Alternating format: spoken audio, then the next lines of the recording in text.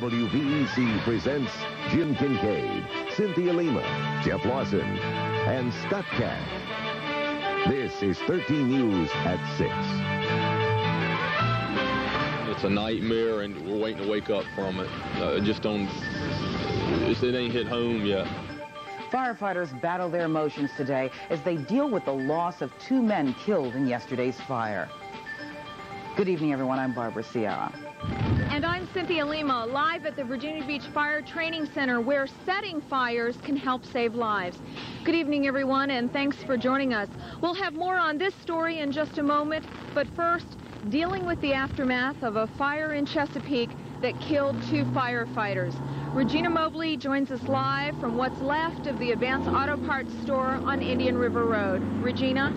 Cynthia, as the charred debris is being removed, many questions remain, but we do have one answer tonight.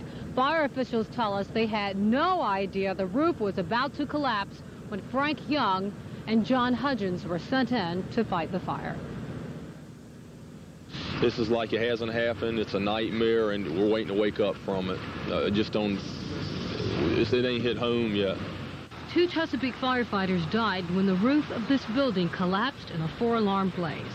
All that's left is charred debris and questions.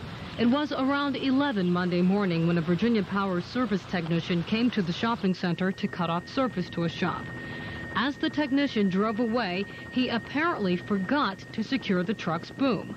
Monday night, a Virginia Power spokesman told us what happened next. And the boom of his truck struck the overhead electrical conductor between our pole and the Advanced Auto Part outside of the building. In minutes, the entire building was up in flames. Fire department officials Tuesday said Hudgens and Young followed proper procedures when they attacked the blaze. Best way to extinguish a fire is to go to the seat of a fire, so therefore you have to go inside to find that fire, and that's exactly what they were doing. Meanwhile, firefighters mourn and remember. Wayne Turner talked to John Hudgens the morning of the fire. I got off the phone with him probably about an hour before the fire call, and we were going to play in a basketball tournament this weekend. I was on duty yesterday. This could have been any one of us in any city. You know, this was just an unfortunate circumstance. Fire investigators here will turn over their findings to the State Department of Labor and Industry. That office will have 45 days to come up with a preliminary report on just what happened. We now go back to Cynthia Lima live at the Virginia Beach Firefighter Training Center. Cynthia? Thanks, Regina. So the question tonight is, how can firefighters protect themselves against tragedies like yesterday? Well, the answer may be in this building fire behind me. It was set by firefighters for a training session, and what they learn here can be the difference between life and death. A home video camera shows us what the firefighters were up against in Chesapeake. As to what happened yesterday, I don't know if we'll ever know what happened yesterday. Virginia Beach Battalion Chief Mike Wade sent nearly 30 of his people to Chesapeake yesterday. This is probably the worst of the gear, and Chesapeake's looks just as bad, too. These suits are covered with soot and chemicals. They'll be washed here and then sent to a plant in Maryland for special cleaning. The last thing we want to do is have that gear fail while they're wearing it. Suits can be replaced. A firefighter's life can't.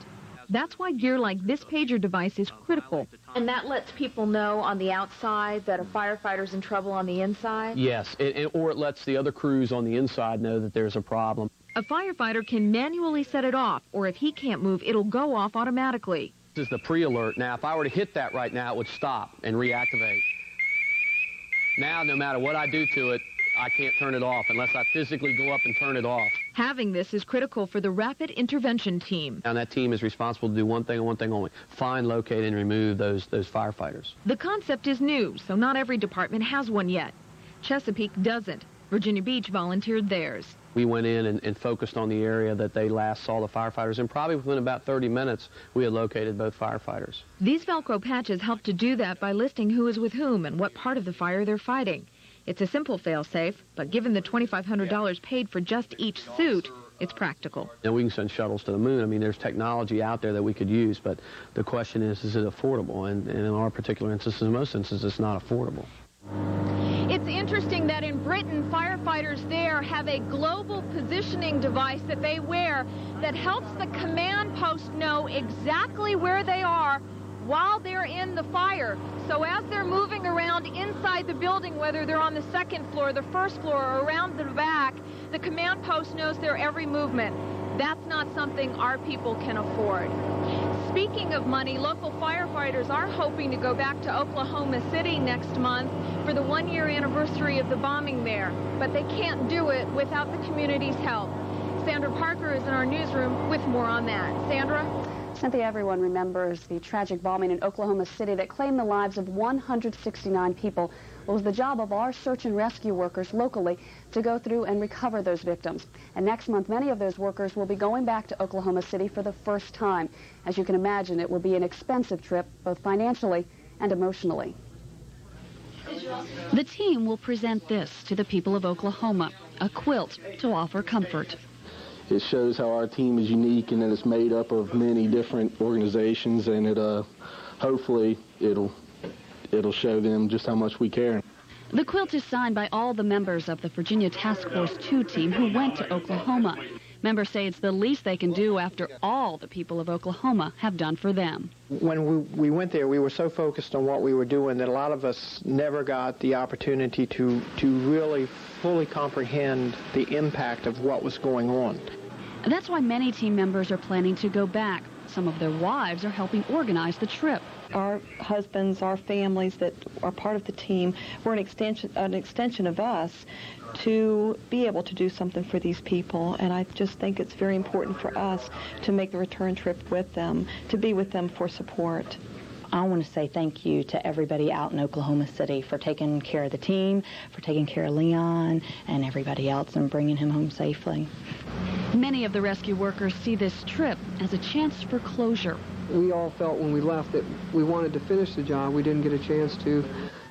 So I think this will kind of help us to go back and finish it in our minds, or bring closure to the entire incident. Even though Todd may feel that this may bring closure, it may be opening up a lot of things in my mind as to how this terrible tragedy could occur.